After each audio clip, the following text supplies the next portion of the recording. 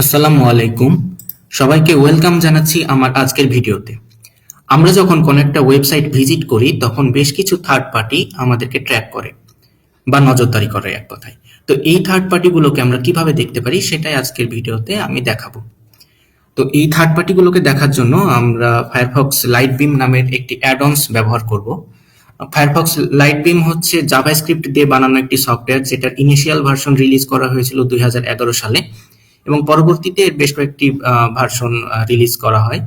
তো শুরুর দিকে এটা একটা ইন্ডিভিজুয়াল প্রজেক্ট ছিল এবং পরবর্তীতে মজিলা এটাকে অ্যাডপ্ট করে নেয় এবং তারপর থেকে এটা মজিলা ব্রাউজারের একটি অ্যাড-অনস হিসেবে কাজ করছে। তো আর কথা না বাড়িয়ে চলুন শুরু করা যাক আজকের মেইন ভিডিও। তো প্রথমে আমাদেরকে ফায়ারফক্স লাইটবিম অ্যাড-অনসটা ইনস্টল করে নিতে হবে। দেখতে পাচ্ছেন আমার এখানে ফায়ারফক্স ব্রাউজারটি ওপেন করা আছে। তো অ্যাড-অনসটি নেওয়ার জন্য আপনাদেরকে যেতে হবে অ্যাড-অনস অ্যান্ড থিমস, তারপর সার্চ অপশনে যদি আমরা লিখি লাইটবিম, তাহলে এই যে প্রথমে চলে আসছে লাইটবিম। এই অ্যাড-অনসটি অ্যাক্টিভ করে নিতে হবে। যেহেতু আমার এটা অলরেডি অ্যাক্টিভ করা আছে তাই এখানে রিমুভ অপশন দেখাচ্ছে। আপনারা যখন অ্যাড-অনসটি অ্যাক্টিভ করে নেবেন তখন আপনাদের ব্রাউজারে লাইটবিমের এরকম একটি আইকন দেখা যাবে। তো আমরা আইকনে ক্লিক করলে একটা নতুন ট্যাব ওপেন হলো এবং এখানে একটা ড্যাশবোর্ড বা গ্রাফ দেখা যাচ্ছে। তো এবার আমরা কয়েকটা ওয়েবসাইটে ভিজিট করি। আমরা লিঙ্কডইনে লগ ইন করলাম আমার প্রোফাইলে, এরপর ফেসবুক, ইউটিউব, তিনটা সাইটে আমি মোটামুটি ভিজিট করছি। এবার আমরা যদি লাইটবিমের এই ড্যাশবোর্ডে আসি তাহলে এই যে আমরা দেখতে পাচ্ছি এখানে সার্কেল করে যে ওয়েবসাইটগুলো দেখাচ্ছে সেটা হচ্ছে যে ওয়েবসাইটগুলোতে আমি ভিজিট করছি। অর্থাৎ আমি লিঙ্কডইনে ভিজিট করছি, লিঙ্কডইন সার্কেলের মধ্যে দেখাচ্ছে, ফেসবুক সার্কেলের মধ্যে দেখাচ্ছে, ইউটিউব, এবং আমি স্ক্রিন রেকর্ডারের জন্য একটা ওয়েবসাইট ব্যবহার করছি, সেটার আইকন এখানে দেখাচ্ছে, লোগোটা দেখাচ্ছে।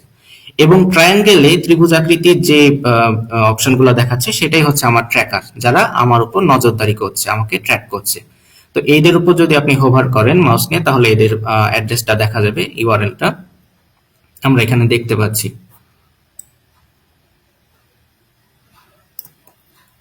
আমরা যদি আরো কয়েকটা ওয়েবসাইটে ভিজিট করি, কোন একটা নিউজ পোর্টালে যদি যাই, প্রথম আলোতে যদি যাই, তারপর বেশি অ্যাডভার্টাইজ দেখায় এরকম যদি কোনো একটা ই কমার্স সাইটে যাই, ধরি দারাজ বিডিতে যদি যাই,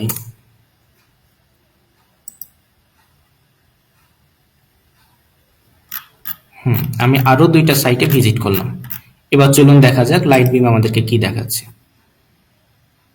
এই যে দেখেন কিভাবে একের পর এক ট্র্যাকার কানেক্টেড হয়ে যাচ্ছে, আস্তে আছে একদম।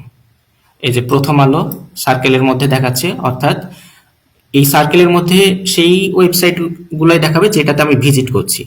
এবং এই যে ট্রায়াঙ্গেল যে আইকনগুলো দেখছেন এগুলো হচ্ছে আমার ট্র্যাকার।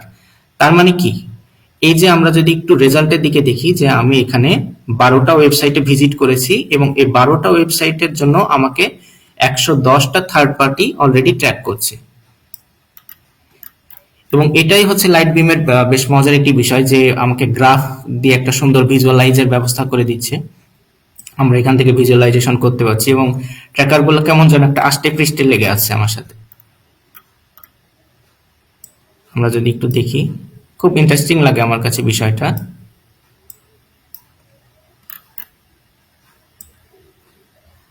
এই যে অনেকগুলা ট্র্যাকার এবং আরো আসতেই আছে,